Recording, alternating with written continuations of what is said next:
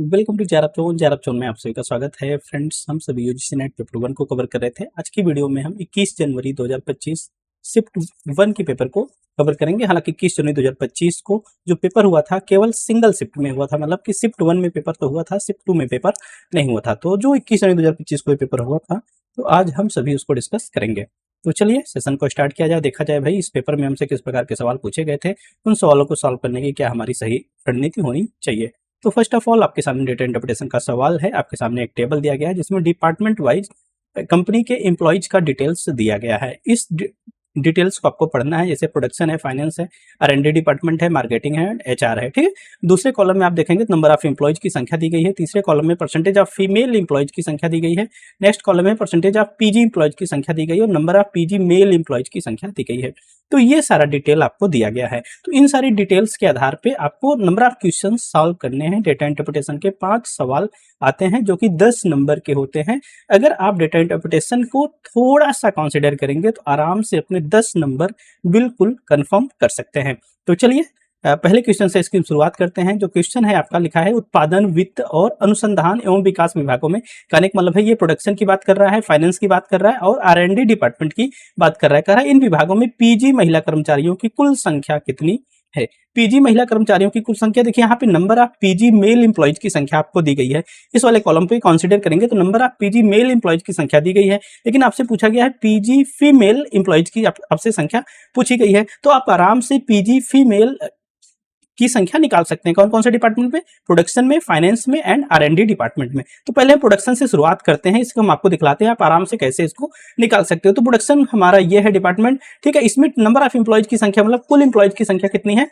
3000 है। तो अर्थात हम कह सकते हैं कि जो 100 की वैल्यू दी गई है वो हमको 3000 दी गई है। 100 की वैल्यू 3000 है। ऐसे में अगर आप PG कर्मचारी की संख्या देखेंगे, परसेंटेज ऑफ PG एम्प्लॉयज दिया गया ना, PG एम्प्लॉयज की संख्या निकालेंगे, मतलब PG एम्प्लॉयज की संख्या कितनी है? 40% है। 100 की वैल्यू अगर 3000 है तो 40 की वैल्यू निकालने में कोई तकलीफ होगी नहीं, ठीक है। तो ये 1200 निकल के आ गया। ये 1200 क्या है? ये PG एम्प्लॉयज है। कौन है?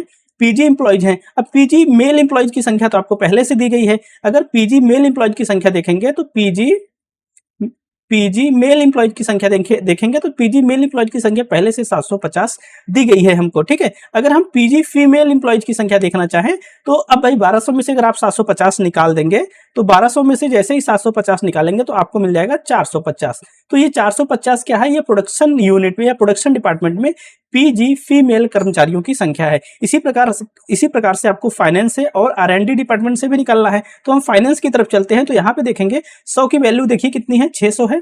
100 की वैल्यू 600 है तो हम PG एम्प्लॉयज की संख्या अगर निकालेंगे तो हमें 80 की वैल्यू निकालनी होगी। 100 का 6 टाइम तो मतलब 80 की वैल्यू 240 बन जाएगी। 80 की वैल्यू 240 है और अगर आप देख पा रहे हैं 80 की वैल्यू गलत हो गया क्या? 648 होता है, 480 है।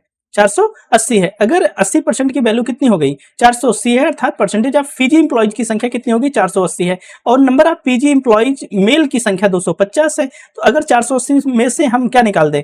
यहां से PG मेल, ठीक है, कितने हैं? 250 हैं। तो हमें PG फीमेल निकालने में क्या होगा? इसी का डिडक्शन कर देंगे तो 0 आ जाएगा, 8 में 5 गए 3 हो जाएगा और 4 में 2 गए 1 आ जाएगा। अब 4 में 2 गए 2 आ जाएगा, अर्थात 230 ये बन गई PG फीमेल की संख्या।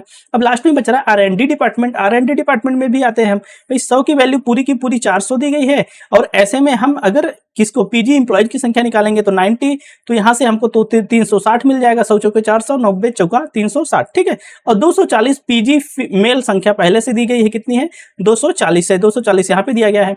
अब PG फीमेल आप निकाल लीजिए। PG फीमेल निकालने जाएंगे 360 में से 240 हटाएंगे तो 0 मिलेगा। 6 में 4 गए 2, 3 में 2 गए 1, अर्थात 120 मिल जाएगा। तो हमें PG महिला कर्मचारियों की कुल संख्या पूछी गई थी। अर्थात अगर हम 450 को और 230 को और 120 को एड ऑन कर दें, 0 8 3 5 3 8 2 10 होता है, 4 2 6 होता है, 6 1 7 होता है, 7 1 8 होता है। अर्थात PG एम्प्लॉयज की कुल संख्या, PG फीमेल एम्प्लॉयज की कुल संख्या जो कि आपके department of production, finance and R&D department में कुल संख्या बन जाएगी कितनी? 800। तो इस हिसाब से केवल और केवल परसेंटेज का खेला है। अगर आप परसेंटेज पे अपनी कमांड कर लेते हैं तो फटाफट ऐसे सवालों के आप जवाब दे पाओगे, आपको कोई कठिनाई नहीं होगी, ठीक है। तो हम क्वेश्चन नंबर 2 की तरफ चलते हैं। देखिए यही सारे डेटाज को जो हमने आपको भी निकालना सिखलाया है, उन सारे डेटाज को हमने यहाँ पे एक टेबल में निकाल लिया है। तो उस समय जब आप एग्जाम हॉल में होंगे तो आपके पास 2 तरीके होंगे डेटा इंटरप्रिटेशन के क्वेश्चन को सॉल्व करने का।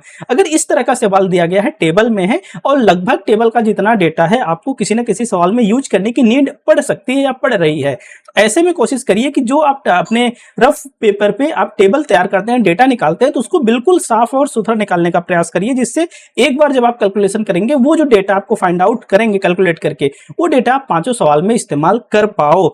इस तरीके से करेंगे तो आपका बहुत सारा समय बच सकता। नहीं तो हम क्या होते, इतने जल्दबाजी में होते हैं, हम फटाफट इधर उधर करके कैलकुलेशन कर लेते हैं, फिर उसी डेटा को निकालने के लिए क्वेश्चन नंबर 2 में 3 में फिर से कैलकुलेशन करते हैं, बहुत भारी पड़ जाता है। ऐसे में 5 दूना 10 नंबर कंफर्म करने में हम अपना अच्छा खासा समय दे देते हैं। तो आप टेबल का डाटा एक ही बार में निकालने का अगर प्रयास करेंगे तो आपका बहुत कार्य हो जाएगा। लेकिन आप कहेंगे सर हम कैसे जान पाएंगे कि सारा का सारा डेटा यूज होने वाला है, तो आप एक बार फटाफट बढ़ा के पांचों क्वेश्चन देख लीजिए। अगर आप बराबर पीवाईक्यूज हल किए हैं तो आप एक बार जल्दी जल्दी जब देखेंगे ना, इतना तो आपके माइंड में आइडिया हो जाएगा कि लगभग डेटाज की हमको आवश्यकता है या नहीं है। ठीक है, तो हमने उसी सारे डेटाज को यहाँ पे परसेंटेज में वैल्यू निकाल ली है। ये देखिए पीजी मेल एम्प्लॉइज हैं और ये पीजी फीमेल एम्प्लॉइज की वैल्यू जो भी वहां पे कैलकुलेट करके निकाल रहे थे, हम यहाँ पे पूरा निकाल कर लिख लिए हैं। तो आप आराम से ऐसे सवालों के जवाब दे पाएंगे इस टेबल के माध्यम से भी। तो क्वेश्चन नंबर 2 है ये, इसमें आपको राइट आंसर जो मिला आपको 800 मिल गया। अब क्वेश्चन नंबर 2 की तरफ चलते हैं। क्वेश्चन नंबर 2 में दिया गया है कि उत्पादन है और विपणन का मतलब मार्केटिंग है। ठीक है, मार्केटिंग है और ह्यूमन रिसोर्स, ये 4, ठीक है, ह्यूमन रिसोर्स विभागों में पीजी कर्मचारियों की औसत संख्या वित्त विभाग में कर्मचारियों की औसत संख्या से लगभग कितने प्रतिशत अधिक है। पहले तो हमें फाइंड आउट करना भाई प्रोडक्शन में, मार्केटिंग में और ये 4 विभागों में पीजी कर्मचारियों की औसत संख्या क्या है। तो पीजी कर्मचारियों की अगर औसत संख्या आप देखने जाएंगे, पीजी कर्मचारियों की आपको औसत संख्या देखनी है, किसमें किसमें, प्रोडक्शन में देखनी है, मार्केटिंग में देखनी है और एचआर में देखनी है। अगर इसमें देखेंगे तो आप अगर प्रोडक्शन में देखेंगे, देखिए डेटा हमने निकाल लिया है, प्रोडक्शन में देखेंगे तो आपको संख्या कितनी मिल जाएगी, 1200 मिल जाएगी। और अगर आप मार्केटिंग में देखेंगे तो वही संख्या आपको कितनी मिल जाएगी, फिर से अगेन 1200 मिल जाएगी। तो 1200 1200 2400 हो गया। और एचआर डिपार्टमेंट में परसेंटेज आप पीजी एम्प्लॉइज की संख्या देखेंगे तो 240 मिल जाएगी। तो 240 तो यहां हो गया, तीनों को जोड़ लिए तो 12 दूना 24 होता है, 24 दो 26, अर्थात 2640 हमको टोटल यहां से मिल जा रहा है। गड़बड़ कर रहे हैं क्या, 2640 यहां से हमको टोटल मिल जा रहा है। अब कहा है कि भाई इसका औसत आपको देखना है, तो 2640 में आप 3 से भाग करने जाएंगे तो आप कहेंगे सर 3 अठे 24 होता है, 3 अठे 24 ले जाएंगे 2 बच जाएगा, तो 3 अठे 24 फिर होगा 0 आ जाएगा। तो यहाँ पे जो एवरेज निकल के आया वो कितना निकल के आया, 880 निकल के आया। लेकिन पूछा क्या है, वित्त विभाग में कर्मचारियों की संख्या से लगभग कितना प्रतिशत अधिक है। तो फाइनेंस डिपार्टमेंट में कर्मचारी कुल कितने हैं, केवल 600 हैं। कितना अधिक है यही पूछा ना, तो 600 है। तो अधिक निकालने के आप क्या करोगे, 880 में से किसको निकालोगे, 600 को निकालोगे और मल्टीप्लाई करोगे किससे, 100 से, और डिवाइड करोगे किससे, 600 से। तो अब जब इसको निकाल के देखोगे तो आपको मिल जाएगा 280 गुणे 100 और नीचे आ जाएगा 600। तो 100 का आप ले जाओगे 6 टाइम तो हो जाएगा ये, फिर 6 दूना 12 होता है, 6 त्रिक 18 होता है, 6 चौक 24 ना, 6 चौक 24 अर्थात आपको कैलकुलेट करने की भी जरूरत नहीं है। तो ये हो जाएगा 46.67 इसका राइट आंसर बन जाएगा, 46.67% बन के आएगा। तो इस तरह से अगर आप साफ सुथरा टेबल बनाएंगे तो उसी डेटा से, एक ही बार निकाले गए डेटा से आप आराम से सवालों को सॉल्व कर पाओगे। क्वेश्चन नंबर 3 देखिए, फिर से आपके सामने फाइनेंस डिपार्टमेंट है और रिसर्च एंड डेवलपमेंट डिपार्टमेंट है। कह रहा है कि वित्त और अनुसंधान एवं विकास विभागों में पीजी कर्मचारियों की कुल संख्या विपणन विभाग में पुरुष कर्मचारियों की संख्या से कितनी कम है। तो फाइनेंस विभाग में अगर आप देखेंगे तो कह रहा है कि वित्त और अनुसंधान एवं विकास विभागों में पीजी कर्मचारियों की कुल संख्या, तो पीजी फाइनेंस में अगर आप देखेंगे तो फाइनेंस में जो पीजी कर्मचारी की कुल संख्या है कितनी, 480 है। और आर&डी डिपार्टमेंट में देखेंगे तो कुल संख्या कितनी है, 360 है। तो आपको यहां से 480 और 360 अगर इन दोनों को जोड़ लेंगे, भाई इन दोनों की कुल संख्या पूछा गया ना, 0 8 6 14 होता है, 360 8 6 14 4 3 7 1 8, यहां से तो हमको 840 मिल गया, यहां से हमको 840 मिल गया। अब दूसरा ही क्या कर रहा है कि विपणन विभाग की बात कर रहा है, अर्थात मार्केटिंग की बात कर रहा है। मार्केटिंग विभाग में पुरुष कर्मचारियों की कुल संख्या से कितना कम है। मार्केटिंग में देखिए कुल संख्या कितनी है, कुल संख्या आपकी 2000 है और एम्प्लॉइज फीमेल कितनी है, 900। लेकिन हमसे कहा कि ये पुरुष की संख्या चाहिए, पुरुष की संख्या भी कितनी है हमारी, पुरुष की संख्या कितनी है, 900 है। पुरुष की संख्या अगर 900 है तो ऐसे में आपको मिल जाएगा क्या, भाई मार्केटिंग विभाग में पुरुष कर्मचारी कितने हैं, 900 हैं। और जो मार्केटिंग डिपार्टमेंट में कुल कर्मचारी हैं कितने हैं, सॉरी मार्केटिंग विभाग में कुल जो संख्या है एम्प्लॉइज की वो कितनी है, 2000 है। और परसेंटेज आप फीमेल एम्प्लॉइज को देखेंगे 45% है, मतलब कि 55% आपके मेल है। ऐसी स्थिति में देखेंगे तो यहां से तो 900 मिल गया।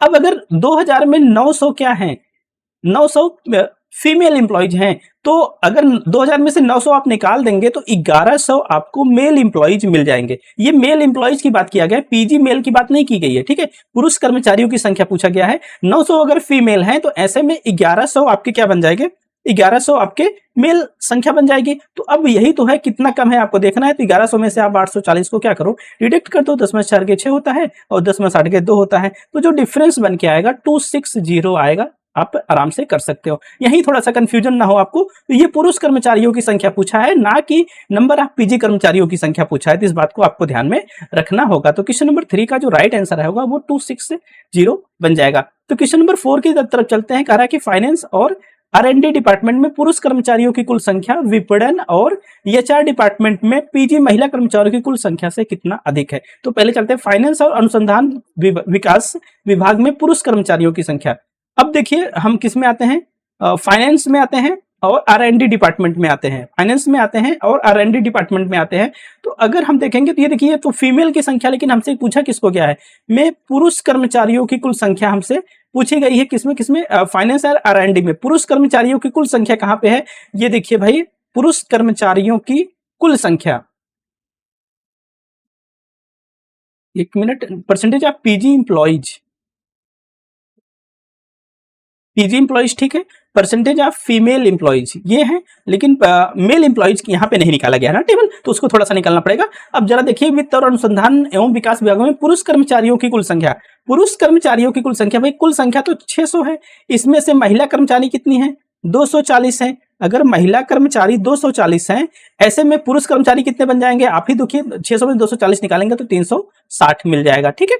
और R&D डिपार्टमेंट में कुल टोटल एम्प्लॉयज कितने हैं, 400 है, फीमेल कितनी है, 240 है। अगर 400 में से 240 आप निकालेंगे तो आपको 160 मिल जाएगा। इन दोनों को अगर हम जोड़ेंगे तो 0 आएगा, 6 6 12 आएगा, 3 1 4 1 5, 520 आ जाएगा। अब बात कर रहा है कि भाई ये मार्केटिंग और HR डिपार्टमेंट में पीजी महिला कर्मचारियों की संख्या, मार्केटिंग यहाँ है और HR यहाँ है, पीजी फीमेल एम्प्लॉयज की संख्या आपसे ये पूछ रहा है। तो पीजी मेल एम्प्लॉयज तो यहाँ पे है, पीजी फीमेल एम्प्लॉयज यहाँ पर है, देखिए पीजी फीमेल एम्प्लॉयज यहाँ पे है, 360 बन रहा है ना, तो 360 ये बन रहा है, मतलब कि कौन कौन से मार्केटिंग और HR डिपार्टमेंट में फीमेल एम्प्लॉयज की संख्या, तो कितना अधिक है आपको यही फाइंड आउट करना है। तो 520 में से अगर हम 360 निकाल देंगे, 0 12 में 6 6, 4 में 3 1, अर्थात 160 की जो संख्या है वो अधिक है, किससे और किससे, फाइनेंस और R&D डिपार्टमेंट में जो पुरुष कर्मचारी हैं उनकी संख्या मार्केटिंग एंड HR डिपार्टमेंट में पीजी महिला कर्मचारियों की कुल संख्या से, भाई जो फाइनेंस और R&D वाले हैं पुरुष कर्मचारी हैं वो 160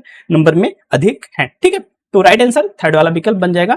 अब हम चलते हैं क्वेश्चन नंबर 5 की तरफ। कह रहा है कि उत्पादन और विपणन विभाग में उत्पादन और विपणन विभाग में कुल गैर पीजी महिला कर्मचारियों की संख्या पूछ रहा है। गैर पीजी महिला कर्मचारियों से किसमें किसमें, अब देखिए यहाँ पे प्रोडक्शन की बात हो रही है और विपणन की बात हो रही है, मार्केटिंग की बात हो रही है, पहले तो हम यही निकाल लेते हैं, ठीक है। अब देखिए यहाँ पे देखेंगे, अगर प्रोडक्शन की यूनिट में देखेंगे तो जो टोटल संख्या है कितनी है, तो ध्यान से देखिएगा, टोटल जो संख्या है वो 3000 है और परसेंटेज ऑफ फीमेल एम्प्लॉयज कितनी है, 20% है। 20, अगर 100 की वैल्यू 3000 है तो 20 की वैल्यू कितनी निकल के आ जाएगी, 600 निकल के आ जाएगी। ये क्या है, ये फीमेल एम्प्लॉयज हैं, ये कौन है, ये फीमेल है, लेकिन आपको क्या चाहिए, गैर पीजी महिला कर्मचारी संख्या चाहिए। तो अगर परसेंटेज ऑफ पीजी एम्प्लॉयज को देखेंगे तो परसेंटेज ऑफ पीजी एम्प्लॉयज को देखेंगे तो परसेंटेज ऑफ पीजी एम्प्लॉयज जो है वो 40% है, अर्थात उनकी संख्या जो है 1200 है। खूब ध्यान से देखिएगा, 1200 है। अब पीजी मेल देखेंगे, इसमें से पीजी मेल देखेंगे तो पीजी मेल की जो संख्या है वो कितनी है, 750 है, 750 है। और पीजी फीमेल अगर देखेंगे, पीजी फीमेल दिखेंगे, पीजी फीमेल दिखेंगे तो उनकी जो संख्या है वो कितनी निकल के आएगी, 450 निकल के आएगी। सर है उत्पादन और विपणन विभागों में कुल गैर पीजी महिला कर्मचारियों की संख्या आपको पूछनी है। अब देखिए 20% महिलाओं की संख्या है, खूब ध्यान से देखिएगा, 20% महिलाओं की संख्या, 20% महिला है तो वो 600 है, उसमें से पीजी फीमेल की जो संख्या है वो 450 है। भाई कुल संख्या महिलाओं की 600 है, उसमें से पीजी फीमेल कितनी है, 450 है। तो गैर पीजी फीमेल कितनी हो जाएंगी, 600 में से 450 निकाल दीजिए, कितनी बन जाएंगी, 150 बन जाएंगी। इसी प्रकार आप मार्केटिंग डिपार्टमेंट में भी निकाल सकते हैं। मार्केटिंग में देखेंगे तो भाई 2000 कुल संख्या है उनकी, इसमें से जो फीमेल एम्प्लॉयज हैं कितनी है, 900 हैं, और number of PG female employees यहाँ पे देख पा रही होंगी 300 हैं, ठीक है। महिलाएं कुल 900 हैं, पीजी फीमेल एम्प्लॉइज 300 हैं, तो गैर पीजी फीमेल एम्प्लॉइज कितनी हो जाएंगी, 600 हो जाएंगी। अब भाई यही 600 और प्लस 150 अगर आप जोड़ देंगे, हमने किसको इसको 9 में से 300 निकाल दिया तो 600 मिला। अब 600 प्लस 150 जो आया था हम इसको जोड़ दिए, यहां से हमको तो 750 मिल गया। अब कह रहा है कि उत्पादन और विपणन विभाग में विभागों में कुल कर्मचारियों की संख्या का कितना प्रतिशत है। उत्पादन और विपणन विभाग में, उत्पादन यहाँ पे है, उत्पादन में 3000 है और विपणन में कितना है, 2000 है, यही है ना। उत्पादन में 2000 है। अब इस कह रहा है कि इसमें से इसकी कुल संख्या का कितना है, तो भाई ये 750 तो कुल है, 750 का गुणे 100 और कंपेयर किससे किया जा रहा है, इन दोनों से किया, इन दोनों की संख्या को जोड़ेंगे 3 2 5 हो जाएगा। तो 5000 यहां से यहां गया, यहां से यहां गया। अब बच्चा ये 50 और 35, एक जीरो से एक जीरो यहां चला गया, 5 से आप निकालोगे तो 15 पचे 75 होता है ना, तो 15% बन के आ जाएगा, ठीक है, 15% बन के आ जाएगा। तो इसका फर्स्ट वाला विकल्प राइट आंसर है। तो अगर इस तरीके से थोड़े से आप अप्रोच लगाएंगे और थोड़ी सी टेक्निक लगाएंगे, बेसिक कैलकुलेशन पे आपकी अगर कमांड है, आपने नंबर आप डेटा इंटरप्रिटेशन के सवालों को सॉल्व किया है, या नंबर आप मॉडल पेपर की तरफ मत जाएंगे, जितने पीवाईक्यूज हुए हैं डेटा इंटरप्रिटेशन या पेपर 1 के, आप उन्हीं को कवर कर लीजिए। आपको अलग से किसी भी प्रकार के सेट को सॉल्व करने की नीड नहीं है, ठीक है, कर लेंगे तो आप आराम से ऐसे प्रश्नों को हल कर लेंगे। तो क्वेश्चन नंबर 6 की तरफ चलते हैं। दिया है what among the following can be inferred correctly from the EIO, मतलब मूड एंड फिगर से सवाल पूछा गया है। EIO, AEIO हम स्टेटमेंट आपको पढ़ाया ही है, AEIO, ठीक है। आपको यहाँ पे स्टेटमेंट प्रीमाइसेस बनानी पड़ेंगे, मतलब कि ऑल टाइप की स्टेटमेंट है, नो टाइप की स्टेटमेंट है, सम टाइप की स्टेटमेंट है और सम नॉट टाइप की स्टेटमेंट है, ठीक है। तो फोर्थ फिगर के अकॉर्डिंग आपको इसको ड्रा करना है। कह रहा है कि अनडिस्ट्रीब्यूटेड मिडिल है कि मिडिल टर्म अपीयर्स। अब थोड़ा सा आपको यहाँ पे चीजों को समझना पड़ेगा। एक तो आपको मूड एंड फिगर का कॉन्सेप्ट आना चाहिए। अगर नहीं आता है तो आप लॉजिकल रीजनिंग की वीडियो में प्लेलिस्ट में जाके आप एक बार उसको कॉन्सेप्ट को जरूर समझ लीजिएगा, नहीं तो थोड़ी सी परेशानी होगी। तो यहाँ पे आपको पहले तो ये जो EIO लिखा है इसके आधार पे आपको स्टेटमेंट बनाने आने चाहिए, उसके आधार पे आपको फिगर कौन सा है उसको फाइंड आउट करने आना चाहिए, तभी जाके इस तरह के सवालों को आप कर पाओगे, क्योंकि ये कई एक कॉन्सेप्ट को मर्ज करके सवाल पूछा गया है। तो इस हिसाब से देखेंगे तो इसका जो राइट आंसर बनेगा, करेक्ट अनडिस्ट्रीब्यूटेड मिडिल टर्म है तो आपको मिडिल टर्म भी फाइंड आउट करने आना चाहिए। अब मिडिल टर्म कह रहा है सब्जेक्ट के स्थान पे है कि प्रेडिकेट पर है कि दोनों प्रीमाइस में है। प्रेडिकेट कह रहा है कंक्लूजन में भी डिस्ट्रीब्यूटेड है। मिडिल टर्म जो है प्रेडिकेट के रूप में है, मेजर प्रीमाइस के रूप में। कंक्लूजन जो डिस्ट्रीब्यूट है वो टर्म्स के रूप में है, ठीक है। तो आपको क्या क्या आना चाहिए, मेजर प्रीमाइस, माइनर प्रीमाइस क्या होती है, इन सारी चीजों को आपको समझना है। उसमें मिडिल टर्म को हम कैसे फाइंड आउट करेंगे, ठीक है, वो डिस्ट्रीब्यूट है कि नहीं है, उसका सब्जेक्ट डिस्ट्रीब्यूट है कि प्रेडिकेट डिस्ट्रीब्यूट, इन सारी चीजों को समझना होगा। तो डिटेल में समझना है तो आप लॉजिकल रीजनिंग की वीडियो में जाके आप देखिएगा, मैंने बहुत अच्छे से समझाया है। हालांकि यहाँ पे हम थोड़ा सा समझा देते हैं आपको। देखिए EIO के आधार पे यहाँ पे हम स्टेटमेंट अगर बनाएंगे तो नो ई के मतलब AEI नो टाइप का स्टेटमेंट होगा। पहले ई से शुरुआत करते हैं तो नो PRM, आई का मतलब कि सम टाइप का स्टेटमेंट, सम MRS, ओ का मतलब कंक्लूजन, ओ का मतलब क्या है, सम नॉट टाइप की है तो सम एस और नॉट पी, सम एस और नॉट पी। अब फिगर को अगर आप फाइंड आउट करेंगे तो फिगर 1 में जो मिडिल टर्म होता है, मिडिल टर्म सब्जेक्ट और प्रेडिकेट, फिगर 2 में जाएंगे तो प्रेडिकेट एंड प्रेडिकेट, ठीक है। तो इसको याद करने के लिए हमने आपको तरीके भी बतलाए थे, SP, PP, SS, PS। आप इतना ही याद रखिए तब भी आपका काम हो जाएगा, ठीक है। अगर डिस्ट्रीब्यूशन की प्रॉपर्टीज में चलेंगे तो यहाँ पे देखिए सब्जेक्ट लिखा है हमने, प्रेडिकेट। अगर ऑल टाइप की स्टेटमेंट को देखेंगे तो सब्जेक्ट डिस्ट्रीब्यूट होता है लेकिन प्रेडिकेट डिस्ट्रीब्यूट नहीं होता है, ठीक है। नो टाइप की स्टेटमेंट में चलेंगे दोनों डिस्ट्रीब्यूट होते हैं, सम टाइप की स्टेटमेंट में चलेंगे तो दोनों अनडिस्ट्रीब्यूट होते हैं, और सम नॉट टाइप में जाएंगे तो सब्जेक्ट जो आपका अनडिस्ट्रीब्यूट होता है, जो प्रेडिकेट होता है वो डिस्ट्रीब्यूट होता है। तो इसे और दूसरा चीज जो आपको यहाँ पे फैलेसी का भी ज्ञान होना चाहिए, ठीक है। इलिसिट माइनर फैलेसी, ठीक है, इलिसिट मेजर फैलेसी, इसका भी ज्ञान होना चाहिए, तब इस तरह के सवालों के आप जवाब दे पाओगे, ठीक है।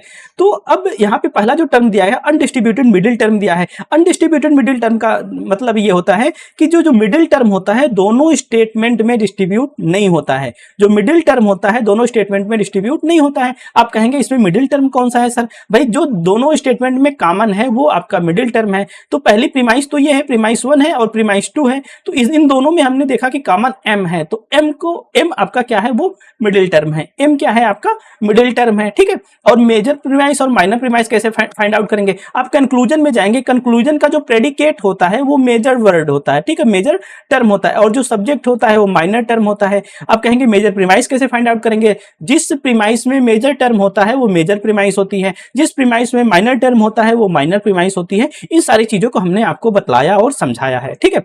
तो अनडिस्ट्रीब्यूटेड मिडिल टर्म जो फैलेसी होती है तब होती है जब मिडिल टर्म दोनों स्टेटमेंट में प्रॉपरली डिस्ट्रीब्यूट नहीं होता है। तो मिडिल टर्म एम है तो आल टाइप की स्टेटमेंट तो है नहीं, ये नो टाइप की स्टेटमेंट है। तो देख रहे हैं नो टाइप की स्टेटमेंट में पहले में तो जो आपका मिडिल टर्म है वो डिस्ट्रीब्यूट हो रहा है, ठीक है, डिस्ट्रीब्यूट हो रहा है, लेकिन दूसरे में हम देख रहे हैं जो सम टाइप की स्टेटमेंट है, सम टाइप की स्टेटमेंट में डिस्ट्रीब्यूट नहीं हो रहा है, क्योंकि सम टाइप की स्टेटमेंट में ना तो सब्जेक्ट डिस्ट्रीब्यूट होता है ना तो प्रेडिकेट डिस्ट्रीब्यूट होता है। तो लेकिन जो आपकी अनडिस्ट्रीब्यूटेड मिडिल टर्म फैलेसी तब बनती है जब दोनों स्टेटमेंट्स में जो आपका मिडिल टर्म होता है वो प्रॉपर्ली डिस्ट्रीब्यूट होता है। तो पहली बात तो यहीं से गलत हो गई, अर्थात जहां जहां ए है वो तो नहीं आएगा, मतलब ए भी तो नहीं आएगा कंफर्म। अब कह रहा है middle term appears as a subject in the both premise. Both premise में कहां आ रहा है भाई मिडिल टर्म जो appear subject in the both premise. अब देखिए जो मिडिल टर्म है वो सब्जेक्ट के रूप में यहाँ तो डिस्ट्रीब्यूट हो रहा है, लेकिन सम वाले में डिस्ट्रीब्यूट नहीं हो रहा है, खत्म कहानी इसकी भी हो गई।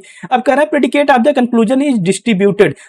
जो आपके ओ टाइप का स्टेटमेंट है ना, कह रहा है इसका जो प्रेडिकेट है यस आपका सब्जेक्ट है और जो पी है आपका ये प्रेडिकेट है। कह रहा है जो कंक्लूजन का प्रेडिकेट है वो डिस्ट्रीब्यूटेड होता है। तो कंक्लूजन जो है सम नॉट टाइप का है या ओ टाइप का है, तो ओ टाइप का जो प्रेडिकेट है देखिए यहाँ पे डिस्ट्रीब्यूट है, अर्थात सी वाला स्टेटमेंट तो सही है। अब सी वाला अगर सही है तो आप डी वाले पे चलिए, middle term appears as a predicate in the major premise. जो मेजर प्रीमाइस है उसमें जो मिडिल टर्म है एज अ प्रेडिकेट है। तो जो आपका मेजर प्रीमाइस आपकी ये है, जो मिडिल टर्म है वो क्या है, प्रेडिकेट के रूप में मिडिल टर्म एम है, और देखिए ये सब्जेक्ट है और ये प्रेडिकेट है, तो ये भी बात सही है। कह रहा है conclusion distributes none of its term. कह रहा है कि जो कंक्लूजन है उसमें कोई भी टर्म डिस्ट्रीब्यूट नहीं है, जबकि हम देख रहे हैं कंक्लूजन सम नॉट टाइप का है, इसमें जो प्रेडिकेट है वो डिस्ट्रीब्यूट है। तो ये भी बात गलत है, अर्थात सी एंड डी वाला विकल्प इसका राइट आंसर बन जाएगा। वैसे मैंने अच्छे से समझाने का प्रयास किया, नहीं समझ में आता है तो लॉजिकल रीजनिंग की वीडियो जाके जरूर देख लीजिएगा, ठीक है।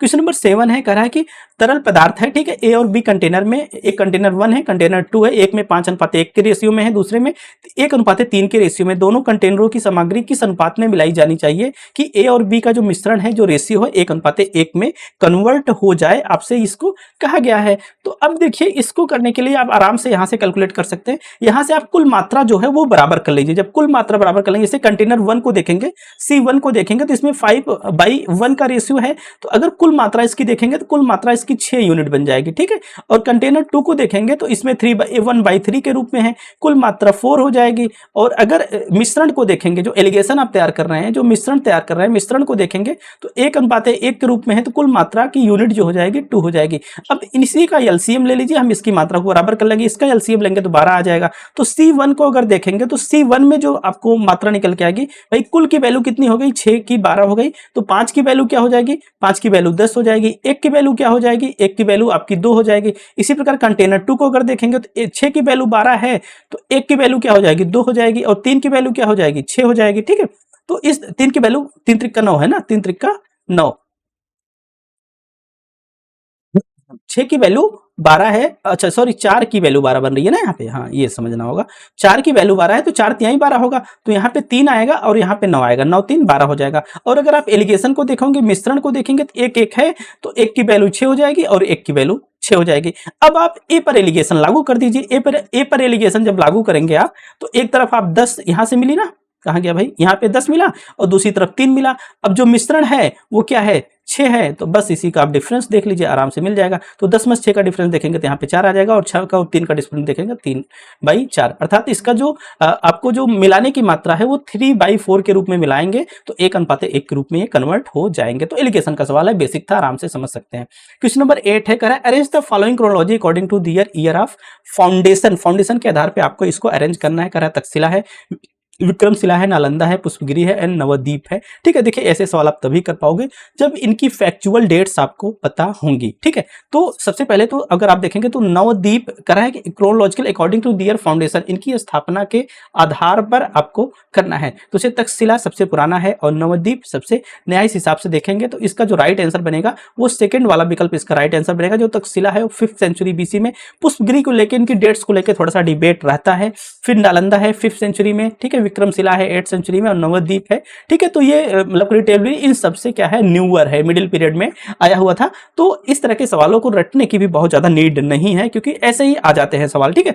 तो ADCBE इसका राइट आंसर है। तक्षशिला है, तक्षशिला है, पुष्पगिरी है, नालंदा है, विक्रमशिला एंड नवद्वीप है, ठीक है। क्वेश्चन नंबर 9 है, कह रहा है क्वेश्चन नंबर 9 है, कह रहा है इंटरपर्सनल कम्युनिकेशन की बात कर रहा है। इंटरपर्सनल कम्युनिकेशन अब कह रहा है डायरेक्ट फेस टू फेस होता है भाई। इंटरपर्सनल हम करें अगर दो लोग आपस में बात कर रहे हैं तो फेस टू फेस कर रहे हैं, तो ये तो आएगा। कह रहा है लोगों के समूह, अगर भाई ग्रुप है तो ग्रुप कम्युनिकेशन हो जाएगा, ये तो नहीं होगा। With a large number of anonymous person, basically ये मास कम्युनिकेशन की का कैरेक्टरिस्टिक है, ये तो नहीं आएगा। कह रहा है between two groups, to persons, ये जरूर आ जाएगा भाई। इंटरपर्सनल मतलब क्या है, पारस्परिक संचार हो रहा है, हम दो या दो से अधिक लोग मतलब बातचीत कर रहे हैं, ठीक है। तो बिटवीन टू पर्सन्स और face to face, A and D इसका राइट विकल्प बन जाएगा। फर्स्ट वाला विकल्प इसका राइट आंसर है, ठीक है।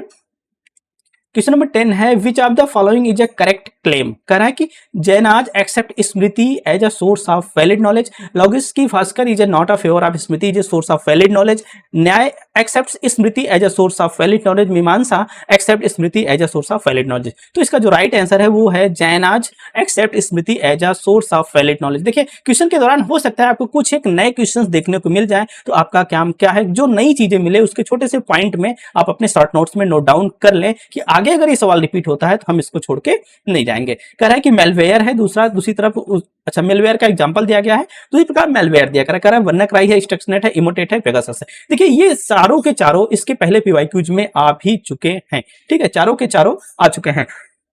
अब WannaCry है, स्टक्सनेट है, इमोटेट है और पेगासस है। पेगासस मतलब जासूस होता है, स्पाईवेयर की तरफ आप इसको सोच सकते हो। तो ये क्या है, स्पाईवेयर है। अगर ये 4 है तो ये 4 है, 4 का 3 की तरफ आप जा सकते हो। 4 का 3 अगर बन रहा है, 4 का 3 और किसी में है नहीं, यही इसका राइट आंसर बन जाएगा। WannaCry ये बहुत ही फेमस रैंसमवेयर है। रैंसमवेयर क्या है, आपसे पैसे की डिमांड करता है, तो एक का तो चौथा चला जाएगा, एक का चौथा।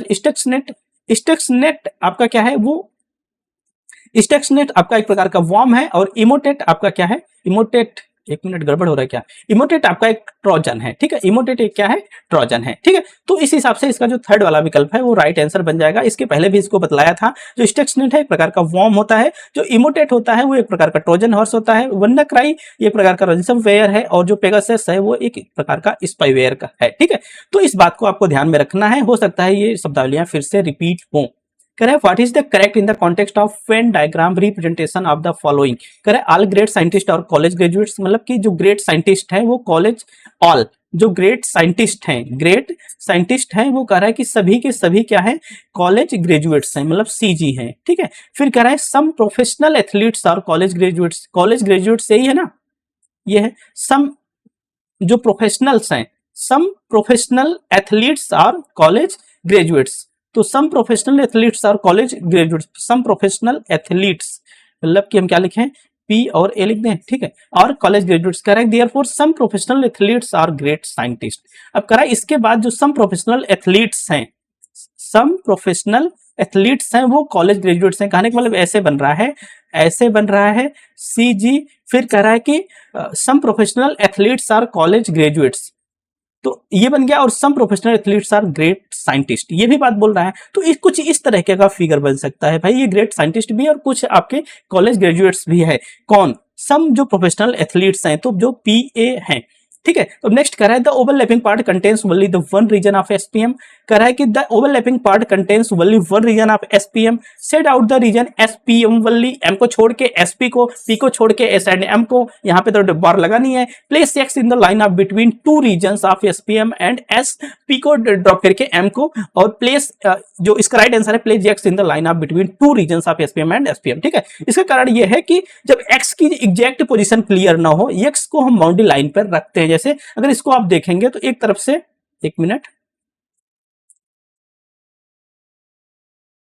तो अगर आप देखेंगे वही है जो हमने आपको बताया कि ये पूरा जीएस, ये इसके जीएस और सीजी, जीएस जो ग्रेट साइंटिस्ट है वो कॉलेज ग्रेजुएट्स पूरे के पूरे उसके अंदर है, और जो पीए है प्रोफेशनल एथलीट्स हैं वो जीएस भी है कुछ और सीजी भी है। यहाँ पे जो एक्स की पोजीशन है वो निश्चित रूप से क्लियर नहीं हो पा रही है कि वो यस के अंदर है और यस के बाहर भी है। जब ऐसी कंडीशंस होती है तो हम जो एक्स होता है, एक्स को हम बॉर्डर लाइन पे रखते हैं, इसकी मतलब कि बाउंड्री लाइन पर उसको हम रखते हैं। तो इसका जो फोर्थ वाला विकल्प है इसका राइट आंसर, इसके पहले वाला जो सेट है हमने उसमें भी इस प्रकार के सवाल आपसे हल कराए थे। ये पूरा इसका डिटेल है भाई। आल एस आर एम एस पूरा एम के अंदर है, वो जो अब उसके आधार पर अगर इसको देखेंगे, आल पी आर एम ओवरलैप में एक्स की कंडीशंस, और कंक्लूजन को अगर चेक करेंगे तो सम पी आर एस बोल रहा है। तो क्या निश्चित रूप से एक्स जो है वो एक्स के अंदर है। अगर आप गौर करेंगे तो आपको नहीं मिलेगा। क्यों नहीं मिलेगा? क्योंकि यस के अंदर या तो कंक्लूजन सही होगा या तो प्रीमाइस सही होगी, ठीक है। तो क्लियर है नहीं। जब एक्स की एग्जैक्ट पोजीशन क्लियर नहीं होती है तो एक्स को हम बाउंड्री लाइन पे रखते हैं, तो इसलिए जो फोर्थ वाला विकल्प है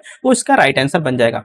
नेक्स्ट है the median of the distribution given below 14.4 the values of X and Y if the total frequency is 20 और रिस्पेक्टिवली, ठीक है। तो करा नीचे दिए गए वितरण की मध्यिका 14.4 है और यदि कुल आवृत्ति इसकी कितनी है, इसकी कुल आवृत्ति आपसे कह रहा है, इसकी जो कुल आवृत्ति है वो है आपकी कहा गया कुल आवृत्ति इसकी 20 है। तो कह रहा है x और y का मान आपको पता करना है। तो कुल फ्रीक्वेंसी तो आपको पता है, जो टोटल फ्रीक्वेंसी है इसकी कितनी है, 20 है। आपको मीडियन पता चल गया कि मीडियन इसका क्या है, 14.4 है।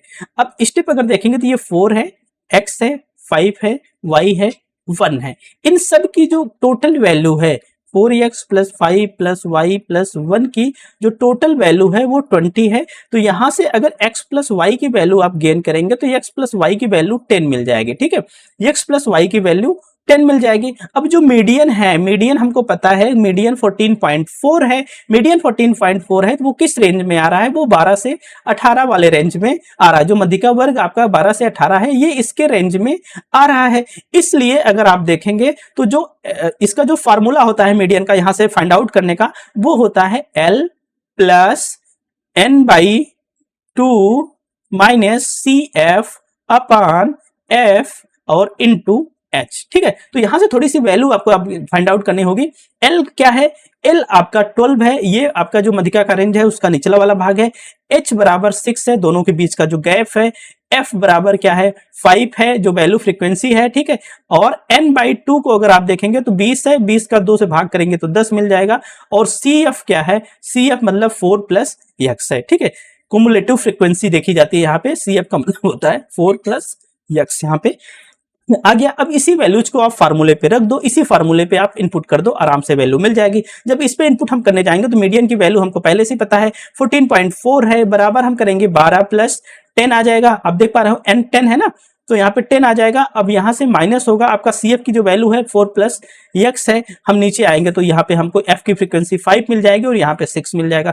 अब इन सबको अगर कैलकुलेट करेंगे तो हम देखेंगे 14.4 माइनस 12 हो जाएगा, बराबर ये बन जाएगा। यहाँ पे आपको मिलेगा 6 माइनस एक्स मिल जाएगा, 6 माइनस एक्स बाई 5 इंटू 6 मिल जाएगा। अब इधर देखेंगे तो यहाँ पे 2.4 बचेगा, तो यहाँ पे हो जाएगा 36 माइनस 6x बाई 5 के। तो इन सबको अगर कैलकुलेट करके जाएंगे तो x की जो वैल्यू मिलेगी, x की वैल्यू आपको 4 मिल जाएगी। x की वैल्यू अगर आपको 4 मिल गई तो x प्लस y की वैल्यू अभी हमने देखी थी 10 है, तो इसमें से x की वैल्यू 4 है तो y की वैल्यू आपको 6 मिल जाएगी। तो 4 एंड 6 इसका राइट आंसर है। इस प्रकार आप इसको अप्रोच कर सकते हो। क्वेश्चन नंबर 13 है, कह रहा है कि नेट न्यूट्रलिटी क्या है। नेट न्यूट्रलिटी का प्रिंसिपल क्या है, all internet be treated equally, ठीक है। तो नेट न्यूट्रलिटी जो होता है बेसिकली वो डेटा के लिए जाना जाता है भाई, कि नेट न्यूट्रलिटी का मतलब है कि इंटरनेट पर सभी डेटा के साथ समान व्यवहार होना चाहिए, इक्वल ट्रीटमेंट होना चाहिए, वो चाहे वेबसाइट के लिए हो, चाहे ऐप के लिए हो, चाहे सर्विस के लिए हो। किसी प्रकार का ब्लॉकेज नहीं होना चाहिए, स्लो नहीं होना चाहिए और फास्ट या स्लो प्रायोरिटी देकर ना दिया जाए, ठीक है। तो नेट न्यूट्रलिटी समझ आ गया होगा। नेक्स्ट ऑन है इंस्टीट्यूशंस है और डोमेन्स उसके दिए गए हैं। नीपा है, ICCSR है, नैक है और AICTE है। नैक हम सब भाई जानते हैं ये एक्रीडिएशन के लिए इस्तेमाल होता है। तो सी का तो सेकंड हो गया, accredited higher education. AICTE technical education के लिए जाना जाता है। तो डी का तो फर्स्ट हो गया, सी का सेकंड और डी का फर्स्ट। सी का सेकंड और डी का फर्स्ट, इसका थर्ड वाला विकल्प राइट आंसर के रूप में बन जाएगा। इस बात को आपको ध्यान में रखना है, ठीक है।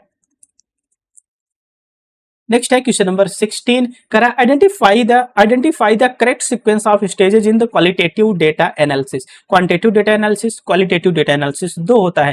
क्वालिटेटिव रिसर्च है तो क्वालिटेटिव डेटा एनालिसिस होता है, अगर क्वांटिटेटिव है तो क्वांटिटेटिव डेटा एनालिसिस होता है, अगर मिक्स्ड रिसर्च है तो वहां पे क्वांटिटेटिव एंड क्वालिटेटिव दोनों होता है। तो कह रहा है कि क्वालिटेटिव डेटा एनालिसिस करना है तो आप कौन सा फेज अपनाओगे। तो पहले ऑर्गेनाइज करोगे डेटा को, कि कोड करोगे, कि आइडेंटिफाई करोगे, कि थीम्स और पैटर्न देखोगे, कि पहले इंटरप्रेट करोगे। देखो इंटरप्रेट का कब करोगे? जब तक आप उसके थीम एंड पैटर्न्स को फाइंड आउट नहीं कर लेंगे, और जब तक आपके पास डेटा नहीं होगा तो करेंगे क्या? तो पहला काम यहाँ पे स्टेप्स के अनुसार देखेंगे तो पहला काम है हमारा ऑर्गेनाइज द डेटा। ऑर्गेनाइज करेंगे डेटा को, फिर ऑर्गेनाइज करने के बाद हम डेटा को क्या करेंगे, डेटा को हम क्या करेंगे, कोड करेंगे, फिर आइडेंटिफाई थीम्स एंड पैटर्न्स करेंगे, फिर इंटरप्रेट करेंगे लास्ट में। तो ए बी सी डी इसका राइट आंसर बन जाएगा। Organise the data, coding the data, identified, और लास्ट में हम क्या करेंगे, इंटरप्रेट करेंगे उसको।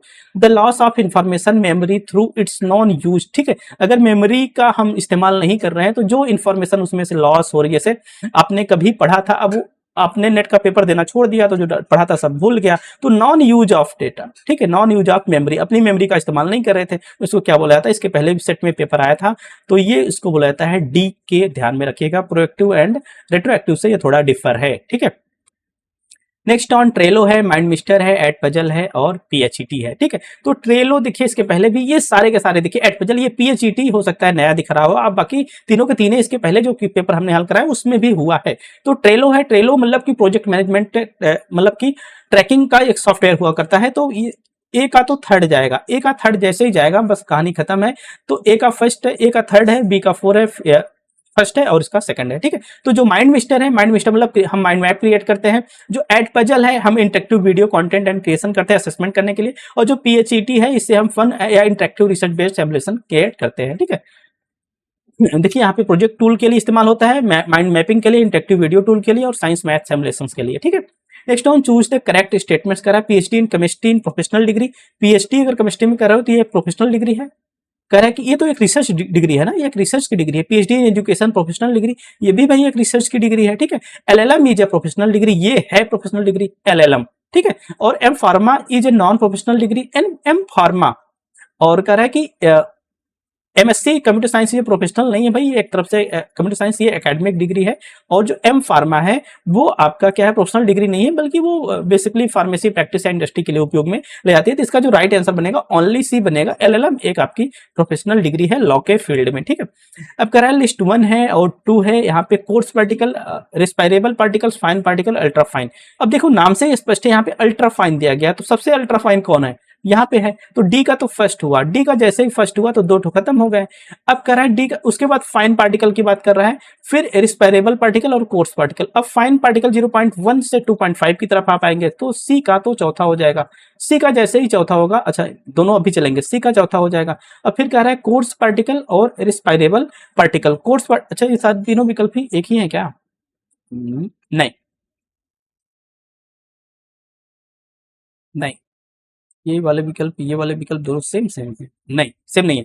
तो ये दोनों तो कट गए, तो ये चल रहा है और ये चल रहा है, ठीक है। अब ए का सेकंड होगा कि ए का थर्ड होगा, इसको आपको सोचना है। कोर्स पार्टिकल है और आपका ए का सेकंड जाएगा कि ए का आपका थर्ड जाएगा, तो ये सोचना है। तो ए का यहाँ पे सेकंड जाएगा। कोर्स पार्टिकल मतलब 10 माइक्रोन से ये बड़े होंगे, ठीक है।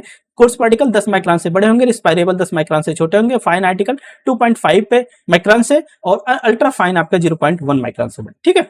Next on the outcome of the effect variable are called. Effect variable किसे बोला जाएगा भाई? सिंपल सी बात है, डिपेंडेंट वेरिएबल को बोलेंगे। हम आईवी में चेंज करते हैं, जो भी प्रभाव होता है हम किस पे देखते हैं, डीबी पे देखते हैं। तो आउटकम हमको कहां देखने को मिलता है? डीबी पे ही मिलता है। तो राइट आंसर डिपेंडेंट वेरिएबल, ठीक है। नेक्स्ट ऑन है which of the following is correct order of computer networks A and D for largest to smallest. अच्छा लार्ज से स्मॉल की तरफ आपको चलना है। तो देखिए वैन आ जाएगा, मैन आ जाएगा, लैन आ जाएगा और पैन आ जाएगा। ए बी सी डी ही इसका राइट आंसर है। Wide area network, metropolitan, local area network और पर्सनल एरिया नेटवर्क, ठीक है। तो फर्स्ट वाला विकल्प इसका राइट आंसर है। क्वेश्चन नंबर 424 है in the context of convention on the biological diversity, अर्थात सीबीडी की बात हो रही है। The first session of conference in parties of COPs was scheduled in, ये हुआ था भाई बहामास में, ध्यान में रखिएगा, एकदम फैक्चुअल सवाल है, ध्यान में रखने की आवश्यकता है। 28 नवंबर टू 9 दिसंबर 1994 के बीच में हुआ था। एक सीबीडी का कन्वेंशन था, फर्स्ट कॉन्फ्रेंस थी पार्टीज ऑफ कन्वेंशन की, जो की हुई थी बहामास में, इस बात को ध्यान में रखिएगा। नेक्स्ट हम, अच्छा वो लगाना भूल गए, एनिमेशन लगाना। कह रहा है कि which of the following are the example of persistent organic pollutants, ठीक है। तो पीओपीज की बात कर रहा है, कौन कौन सा उसके पोल्यूटेंट के कंपाउंड्स के अंतर्गत आते हैं। तो पीओपीज मतलब परसिस्टेंट मतलब कि जो इन्वायरमेंट में बहुत टाइम तक टिके होते हैं, तो वो होते हैं पॉलीक्लोरिनेटेड बाइफिनाइल डाइऑक्सिन्स एंड फ्यूरॉन्स, ध्यान में रखिएगा। पीसीबी पॉलीक्लोरिनेटेड बाइफिनाइल डाइऑक्सिन्स, ठीक है, और फ्यूरॉन्स, ये लंबे टाइम तक इन्वायरमेंट में बने होते हैं, प्रकार के कार्बनिक प्रदूषक होते हैं जो कि हार्मफुल भी हुआ करते हैं, ठीक है।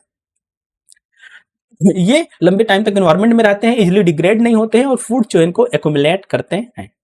नेक्स्ट ऑन है which of the following statements true about the variable. Variable के रूप में कौन सा स्टेटमेंट सही है, कह रहा है variables are the measurable with the varying degree in accuracy depending on the upon the measurement use. Variable जो होते हैं मेजरेबल होते हैं, सही है, वेरी भी करते हैं और एक्यूरेसी इनकी डिपेंडिंग अपॉन द मेजरमेंट, हम कैसा मतलब कि जो हम चर माप रहे हैं वो मापने योग्य है या नहीं है, वो अलग अलग डिग्री पे मापा जा सकता है। ठीक है, ये बात तो बिल्कुल करेक्ट है। कह रहा है कि they are the mental image varying from the individual to individual. ठीक है, कह रहा है कि they are concept, they are perceptions varying from the individual to individual. ठीक है, देखिए मोस्ट अप्रोप्रिएट आपको बताना है क्योंकि एक ही सही होगा, तो फर्स्ट वाला विकल्प इसका राइट आंसर बन जाएगा। Next on which of the following correct in the context of authoritative classroom management style. मतलब अथॉरिटेटिव क्लासरूम मैनेजमेंट स्टाइल के आधार पर आपको क्या करना है, आपको इसको करेक्ट करना है। ठीक है, कह रहा है it encourage students to independent thinkers but still provide effective monitoring. कह रहा है it is the restrictive and punitive. कह रहा है it allows students considerable autonomy with the little support और teachers so students they are aware of the happening. तो इसका जो फर्स्ट है क्या करता है, it encourage students to independent thinkers but still provides effective monitoring. ठीक है, तो ये छात्रों को बिल्कुल इंडिपेंडेंट विचार करने के लिए छोड़ता है, लेकिन प्रभावी निगरानी यहाँ पर की जाती है टीचर्स के माध्यम से। कह रहा है when the correct reasoning is the under mind by the deliberate misrepresentation of the opponent position is said to be fallacy। आपका एड पॉपुलम है, एड होमिनेम है, एड बैकुलम है कि रेड हैरिंग है। इसको एनटीए ने ड्रॉप आउट कर दिया था क्योंकि ये जो सवाल था, ये सवाल के जो चारों विकल्प थे, चारों के चारों विकल्प गलत थे। कह रहा है कि भाई इसमें जो आपका अपोनेंट होता है, ठीक है, वो क्या करता है कि भाई जानबूझकर गलत बातें बोलकर सही तर्क को क्या करता है, उसके मान को कम कर देता है, रिड्यूस कर देता है, मिस रिप्रेजेंट करता है चीजों को। ठीक है, जानबूझकर। इससे क्या बोला जाता है, इससे एड पॉपुलम नहीं, ना होमिनेम, ना वैकुलम, ना रेड हेरिंग, इससे बोला जाता है स्ट्रॉमैन फैलेसी। ठीक है, तो ध्यान में रखिएगा। तो इसीलिए इसको एनटीए ने ड्रॉप आउट किया था। एड पॉपुलम लोग मानते हैं, मेजॉरिटी में लोग जानते हैं कि ये बात सही है, या मेजॉरिटी लोग मानते हैं कि ये बात सही है तो लोग इसलिए सही है। ठीक है, एड होमिनम में किसी पर्टिकुलर पर्सन पर हम हमला करते हैं, आर्गुमेंट के माध्यम से नहीं, पर्सनली हमला करते हैं। ठीक है, मतलब तर्क नहीं देते हैं, उस व्यक्ति पर जानबूझकर हमला हम करते हैं। एड बैकुलम मतलब कि डर के माध्यम से, और रेड हेरिंग मतलब टॉपिक बदलकर कंफ्यूज करने का प्रयास करते हैं। जबकि जो स्ट्रॉमैन क्या होता है, भाई हम अपोनेंट के गलत तर्क को गलत रूप से आर्गू करके हम उसके तर्क को वीक दिखा देते हैं। ठीक है, इस बात को ध्यान में रखिएगा। क्वेश्चन नंबर 29 है, कर identify the correct statement about the reliability and validity. भाई इस टॉपिक को तो हम सब ने पढ़ा है। कर रिलायबिलिटी मेजर्स कंसिस्टेंसी, बिल्कुल सही बात है, कंसिस्टेंसी नापता है। वैलिडिटी मेजर्स एक्यूरेसी, ये भी बात सही है। रिलायबिलिटी आल्सो इंश्योर वैलिडिटी, गलत बात। Inter reliability compare results between different studies. ना भाई, इंटर में दो अलग अलग क्या होते हैं, रेटर करने वाले होते हैं, उनके डेटा को मैच किया जाता है। तो फर्स्ट एंड बी मतलब ए एंड बी करेक्ट है आपका। क्वेश्चन नंबर 30 है, कह रहा है which of the given options below occupy the blank space. क्या आएगा ब्लैंक स्पेस, मतलब ब्लैंक स्पेस तो यहां बनना चाहिए ना, कहां बनना चाहिए ब्लैंक स्पेस, ब्लैंक स्पेस। ये सवाल कुछ गलत लग रहा है हमको। ये बी बी डी ई और यहाँ पे आई आई आई जे, ये तो नहीं बनना चाहिए। V W X Y Z, ये तो ठीक लग रहा है। V W X Y Z, ये ठीक है। ये वाला स्टेटमेंट कुछ गड़बड़ लग रहा है, और बीच में कुछ रहा होगा, यहाँ पे तो कुछ है नहीं, बीच में कुछ रहा होगा। ये सवाल थोड़ा सा अब मिस इंटरप्रेट हो गया, लिखने में कुछ गलती हो गई, ध्यान में रखिएगा। ठीक है, तो इसका जो राइट आंसर है वो फर्स्ट वाला राइट आंसर है। इस हिसाब से क्या होना चाहिए, ये 2 है, ये 4 है, ये 5 है। अब B D E, D E के बाद क्या होना चाहिए, 2 का 4, तो यहाँ पे अगर हम रखें क्या, यहाँ पे 3 तो हैं, एच आई जे अगर रखें तो ये 2 है, सॉरी ये 4 है, ये 5 है, तो एच 8 है, ये 9 है, ये 10 है। ठीक है, तो यहाँ पे क्या आना चाहिए, अच्छा ये वाला तो हो गया। अब यहाँ पे कुछ वैल्यू चाहिए, 8 9 10 है, 4 5 6 7 8 9 10। ठीक है, तो यहाँ पे फिर 10 11 12 13 से स्टार्ट होना चाहिए। तो ये होना चाहिए NOPQ, यही है ना, NOPQ इसका राइट आंसर है। बाकी थोड़ा सा एक बार आप लोग देख लीजिएगा, हो सकता है यहाँ पे लिखने में गलती हुई, क्या है पता नहीं। कह रहा है कि a classroom in which students from the different cultural backgrounds cooperate by doing different parts of a project reach common goal as known है। कह रहा है भाई सामान्य एक सांस्कृतिक पृष्ठभूमि है, छात्र एक समान लक्ष्य तक पहुंचने के लिए परियोजना में विभिन्न हिस्सों को अच्छा मतलब कि पूरे प्रोजेक्ट को विभिन्न भागों में तोड़कर उसको करते हैं, बाद में उसको मिला लेते हैं। इसको क्या बोला जाता है? इसको जिग्सा मेथड बोला जाता है। आप सभी को पता होगा, इसके बारे में मैंने पढ़ाया भी है। जिग्सा क्लासरूम एक प्रकार की कोऑपरेटिव लर्निंग मेथड होता है, जहाँ पे जो स्टूडेंट होते हैं टॉपिक को पार्ट्स में बांटकर सीखते हैं, फिर वो अलग अलग पार्ट्स में जो सीखे रहते हैं उनको एक दूसरे को सिखाते हैं। ठीक है, लर्न करता है वन पार्ट, टीच करता है अदर्स को, और कंप्लीट होल टॉपिक धीरे धीरे कंप्लीट हो जाता है। ठीक है, करें what is the correct increasing order of the wavelength of the following components of the solar radiation. इसके पहले भी ये सवाल आ चुका है, मैंने आपको बताया है। अब देखिए, विजिबल लाइट है, माइक्रोवेव्स है, और इंफ्रारेड है, और अल्ट्रावायलेट है। तो सबसे कम तो होनी चाहिए माइक्रोवेव अर्थात पी, तो सबसे कम होगी, और सबसे ज्यादा आपकी है अल्ट्रावायलेट। ठीक है, तो इंक्रीजिंग ऑर्डर में पूछा गया ना, हाँ इंक्रीजिंग ऑर्डर में पूछा गया है। तो सबसे पहले अल्ट्रावायलेट, विजिबल, फिर इंफ्रारेड और फिर माइक्रो। इस क्रम को आप नोट कर लीजिएगा जरूर। ठीक है, नेक्स्ट वन है, एक व्यक्ति है ए बी की दूरी का 3/5 भाग 3a की गति से शेष दूरी 2b की गति से तय करता है। यदि वह b से a तक जाता है और समान समय में 5c, ठीक है, की गति से वो वापस आ जाता है, तो कह रहा है कि भाई तो इसकी वैल्यू क्या बनेगी, आपको ये पता करना है। तो मान लेते हैं हम ए से जो बी की दूरी है वो कितनी है, वो डी है। ठीक है, ए से बी की जो दूरी है वो डी है, और कोई जो एक व्यक्ति है जो उसको कवर कर रहा है, वो ए से बी की जो दूरी है उसको तय करने में वो t1 समय लगा रहा है। जब वो t1 समय लगा रहा है, ऐसी स्थिति में वो 3/5 भाग कर रहा है, तो 3/5 डी प्लस आपका 2/5 शेष तो वही बच रहा है। अगर जैसे एक मतलब पहला भाग 3/5 है, तो अब एक से उसको घटाएंगे तो 2/5 ही बच रहा है।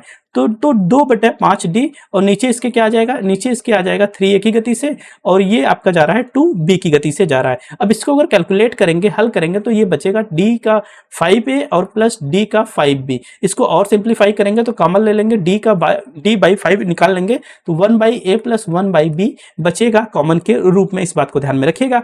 अब कह रहा है व्यक्ति द्वारा, दूसरी स्थिति है, यदि वह b से a तक जाता है और समान समय में 5c की गति से लौटता है, मतलब कि व्यक्ति अब b से कहां जा रहा है, a की तरफ जा रहा है, तो जाने तथा आने में लगा समय, जाने तथा आने में जो समय लगा, मान लीजिए उसको हम t2 मान लेते हैं। अब दूसरा दिया गया भाई दोनों समान समय है, अर्थात कहने का मतलब है t1 बराबर जो है वो भी t2 है। इसका मतलब है कि 1a प्लस 1b जो निकल के आया है, 1a प्लस 1b, और यहाँ पे d/5 है ना, तो जो निकल के आया है ये बराबर है 2d/5c के। ये 5c में लग रहा है ना, तो ये बराबर है किसके, 2d/5c पे। अब इसको और सिंप्लीफाई करेंगे तो ये 1a प्लस 1b बराबर मिल जाएगा 2c के। ठीक है, तो अगर आप देखेंगे तो d से तो d चला जाएगा, 5 यहाँ से 5 चल जाएगा, तो ये बचेगा 1/a 1 प्लस b, और यहाँ पे 2 बचेगा, नीचे c बचेगा। तो इसका जो राइट आंसर बन जाएगा 1/a प्लस 1/b बराबर 2/c के। तो ध्यान में रखिएगा। नेक्स्ट ऑन है, correct the chronological order of the normative theories. Normative theories किसे कहा जाता है? नॉर्मेटिव थेरीज बेसिकली प्रेस से जुड़ी थेरीज होती हैं। ठीक है, तो सबसे पहले कहा है कि इनको आप क्रोनोलॉजिकली आप ऑर्डर करिए। लिबर्टेरियन थ्योरी है, सोवियत है, अथॉरिटियन है, और सोशल रिस्पॉन्सिबल थ्योरी है। तो सबसे पहले तो आई थी अथॉरिटियन थ्योरी। ठीक है, सबसे पहले अथॉरिटियन थ्योरी, फिर लिबरेशियन, फिर आपकी सोशल रिस्पॉन्सिबिलिटी, और फिर सोवियत थ्योरी। ठीक है, तो अथॉरिटियन में मीडिया पर कंट्रोल सरकार का होता है, लिबरेटियन में फुल फ्रीडम ऑफ मीडिया होती है। ठीक है, मीडिया पूरी तरीके से स्वतंत्र होती है। सोशल रिस्पॉन्सिबिलिटी में फ्रीडम प्लस रिस्पॉन्सिबिलिटी दोनों होती है, और सोवियत में मीडिया बराबर, मीडिया जो होता है वो स्टेट का टूल हुआ करता है। तो CABD की स्थिति है, और सबसे अच्छी स्थिति लिबरेशियन की है। ठीक है, लिबरेटियन की है, तो ध्यान में इसको रखिएगा। यहाँ पे मीडिया जो होता है पूरी तरीके से फ्री होती है। तो ये जो नॉर्मेटिव थ्योरीज होती हैं वो मीडिया के आइडियल रोल को बतलाती हैं कि सोसाइटी में मीडिया का क्या रोल होना चाहिए, मीडिया का क्या फोकस होना चाहिए। हालांकि जिस तरह का मीडिया का आज रोल है, इस तरह के रोल की अपेक्षा तो नहीं है भाई। ठीक है, which of the following is not the part of the triad of first 3 university establish in 1857। भाई 1854 में वो डिस्पैच आया था, उसमें ये कहा गया कि भाई 3 हम यूनिवर्सिटीज स्थापित करेंगे। तो वो थी बॉम्बे थी, कलकत्ता थी, और मद्रास थी। तो ये इलाहाबाद तो 1887 में कहीं स्टेब्लिश हुई थी ना, तो ये तीनों 1857 में स्टेब्लिश हुई थी।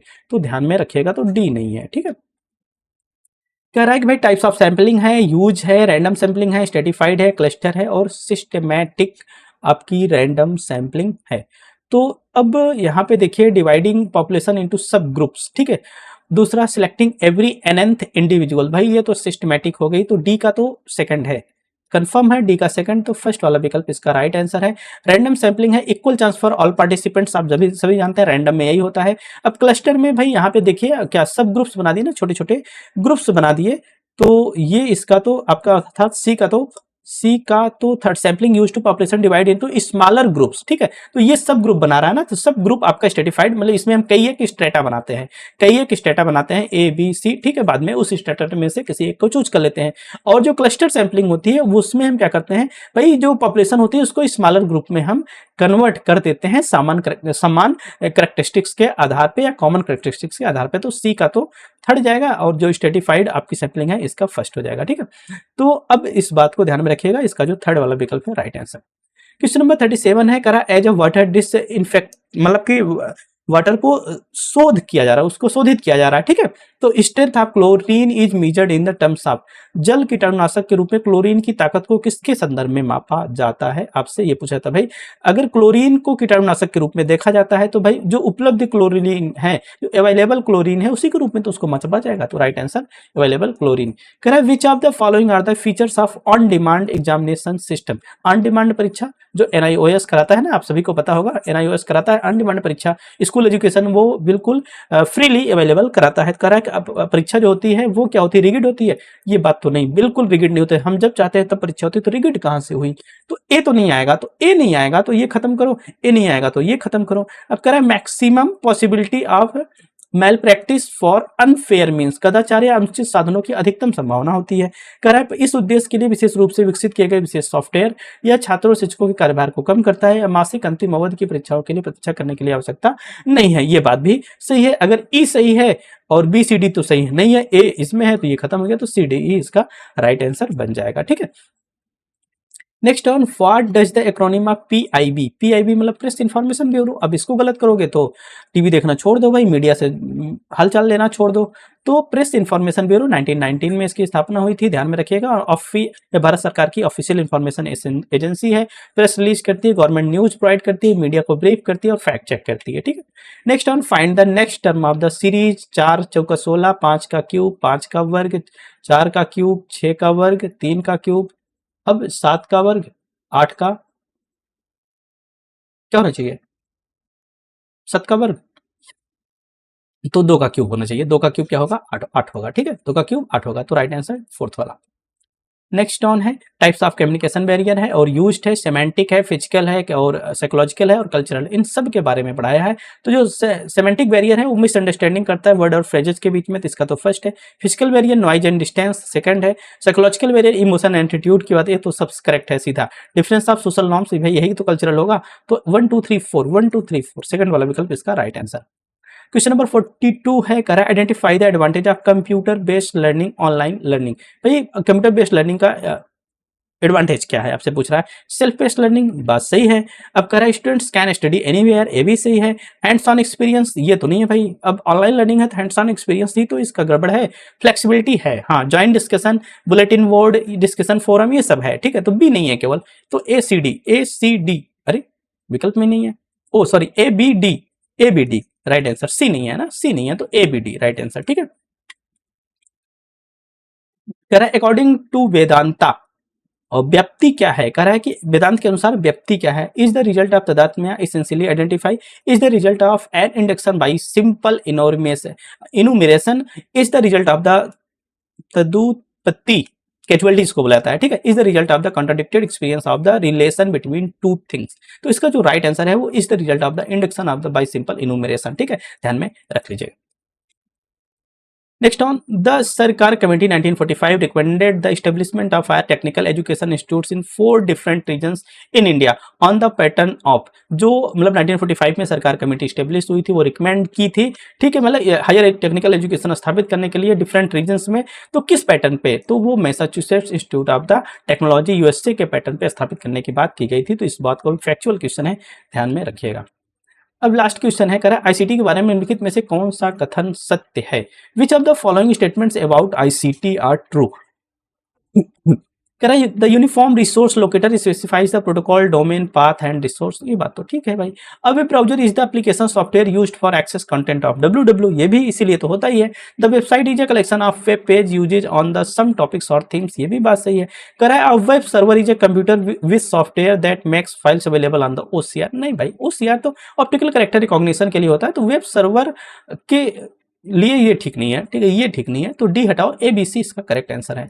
तो इस तरीके से हमने 45 क्वेश्चन देख लिए। तो आज का जो शिफ्ट था 21 जनवरी 2025 शिफ्ट 1 जो कि सिंगल शिफ्ट में हुआ था, ठीक है, हमने कंप्लीट कर लिया। तो उम्मीद करता हूँ इस सेशन आपके लिए काफी बेनिफिशियल होगा। आप इसको देखिए, एक बार दो बार, बाद में आप इस पेपर को हल करने का प्रयास करिए, देखिए चीजों को मैं अपने मन से कितना अच्छा कर पा रहा हूँ। तो चलिए आज के लिए इतना ही, आप सभी को बहुत बहुत धन्यवाद।